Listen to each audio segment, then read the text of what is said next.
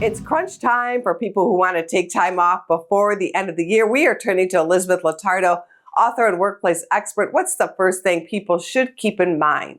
We are in that PTO crunch window. And for a lot of folks, if you don't use your PTO by the end of the year, you lose it. So we're seeing a huge influx of people requesting time off over the holidays this year, which is a good idea if you're going to lose that PTO, whether you take it or not. What if you can't roll your days into the next year? If you're sitting with unused vacation days that aren't going to roll over, don't wait. Request that time off now. A lot of times what keeps people from using those days is they kick the can, and then it's the end of December and you feel like, oh, it's kind of too late to request time off, right? But we're in the front half of December right now. So if you can get that requested now, it's much more likely to be approved and you'll have that vacation to use. Of course, you don't want to put more pressure on your coworker to cover your job. Well, that is something that happens in December, right? Everyone takes time off together. So the sooner you can request, the better.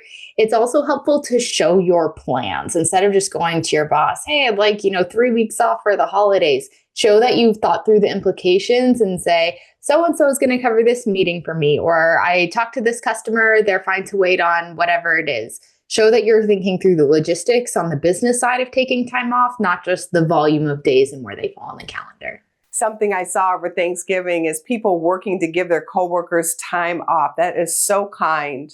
I mean, I did it myself when I was waiting tables through college and I didn't have familial obligations over the holidays. So I do think it's extremely kind, and it's important for all of us to recognize that if someone is working over the holidays, whether that's in a restaurant, whether that's in a retail setting, whether that's someone in a business to business setting who's picking up the slacks for their colleagues who are on vacation, be gracious about that, right? It might take a little longer for your email to get answered, for your order to get fulfilled, whatever it is, let's show each other some graciousness. I like that. Any final tips? I think it's important to be realistic with yourself on time off. And I mean that on both sides, right?